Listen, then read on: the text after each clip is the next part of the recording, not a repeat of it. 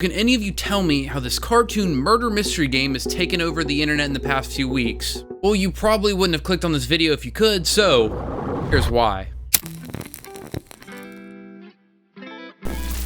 Alright, what's up guys? My name is JacQ, and today we're going to be covering why Among Us is content gold and how you guys can implement some of that gold into your own content. Basically, we're going to be covering the parts of Among Us that make it so amazing for content, so you guys can go out, find different games, and implement the same things into your own content. But before we hop into the actual content of this video, make sure to hit that like button and subscribe. I cover a lot of content on this channel that's focused on helping you guys make content the way that you want to make it. Now to begin, I want to say that it's not the game that makes the content good, it's the content creator that's playing that game. But the thing is, the games can highlight certain aspects of that content creator to help them make better content. So if you took the same streamer or content creator and had them playing Solitaire compared to Among Us, I'm sure you can figure out which one would be better to watch. Now the first thing that Among Us does is creates good turmoil. And what that turmoil does is help the content creator express themselves, helps them do it in a debate or trying to lie to help sell their story that they aren't the one that's been murdering everybody, it's somebody else. It creates funny scenarios and quality content that people want to watch. I mean, just imagine these two people sitting here arguing about what's going on. People are going to say something funny,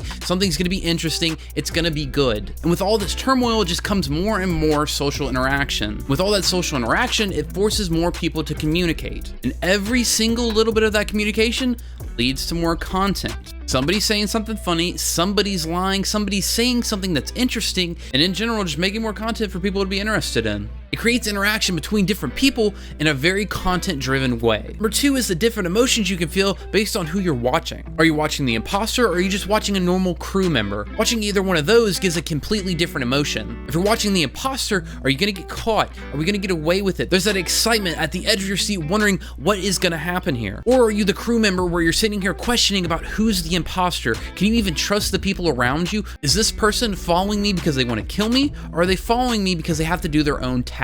It's these subtle emotions that intrigue you in the content and make you want to know what's going to happen. All right, the next one's kind of focused towards streamers, but number three, the downtime. A big part of streaming is human interaction. Am I talking to chat? Am I responding? Am I sitting here having a conversation with the people that are watching me? And some games just don't allow you to have that downtime very easily without kind of missing out what's going on in the game. You might be just throwing the game because you're sitting here reading chat or interacting or whatever, but this game allows you to have a good mix of both. This game gives you a good amount of time to interact with chat, talk to the people that are watching you, and also not throw your game. So if you're either dead or trying to do your task, it gives you a moment to sit here, read chat, respond to people, and build a stronger community. And yes, this downtime is very nice, but it's also not too much downtime. Now, I just said why downtime is good, but also having too much downtime can kind of make it boring to watch. Now, when you're making videos, you can kind of just edit out the boring parts, but if you have a stream, you can't really edit anything out. And I think a game that really suffered from this when other battle royales came out was PUBG. PUBG gave streamers a lot of time. I mean, a ridiculous amount of time to sit here, interact with chat, and do everything they're supposed to do. But I mean, unless you have an extremely engaging chat and everything that's going on, kind of ran out of things to do. And I think that's one of the things that helped Fortnite kind of take over in the battle royale scene. It gave the creator enough content to actually show their audience, but it also gave the creator enough time to interact with the audience. All right, number four, it allows you to have good content without throwing.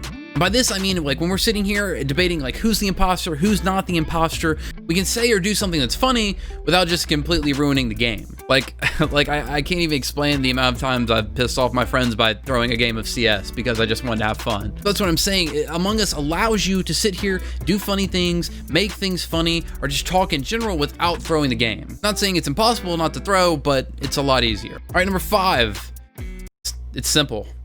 Literally, it's simple. Among Us is not a very complicated game. The most difficult part is kind of just understanding what the tasks are. And honestly, that takes all of like what?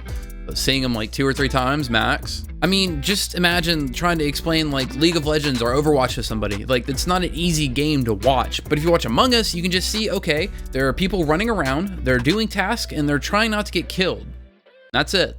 That is the essence of the game. It's simple, but by being so simple, it's good. And adding on to the simplicity of the game, how many games nowadays just don't require you to aim or don't require you to have some crazy movements? Like honestly, just stop and think about how many games you play, how much that is actually a very large portion of it. By removing that skill gap that the game has, it allows a lot more people just to play the game, have fun, and not get discouraged by playing a couple matches and just getting like, you know, getting on.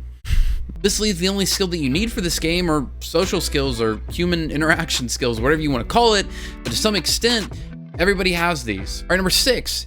It's great for collaborations. I mean, you can have what, 10, 12 people in a lobby, and those can all be different content creators. It's great. It allows you to play with different people in the same niche and also merge your audiences. Because let's be honest, you can't make like an infinite amount of Among Us videos. You're gonna have a cap. And once your audience is done watching all of your videos, why don't they just go watch the person that you played with? Just imagine if you're that other person. Having all these different content creators in a single lobby allows you to merge your audiences, and then you all grow a bit together. Like I said, I mean, all around, Among Us is just content gold. Not only does collaborating with people help build your audience, it helps you build friends.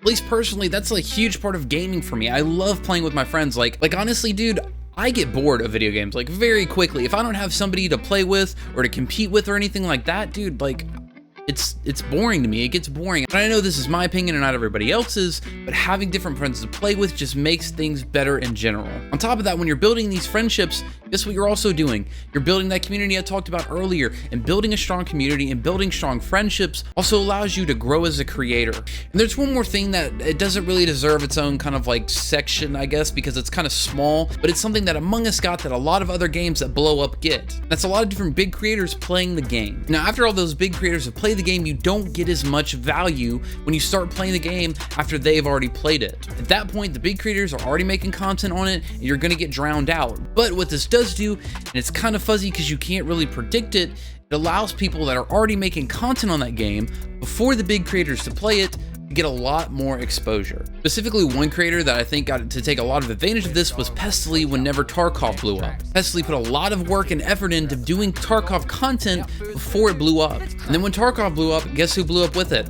Pestily. He made quality content, he put in the work and the effort to build a community, he put in the work and effort to build quality content, and then he got to take advantage of it.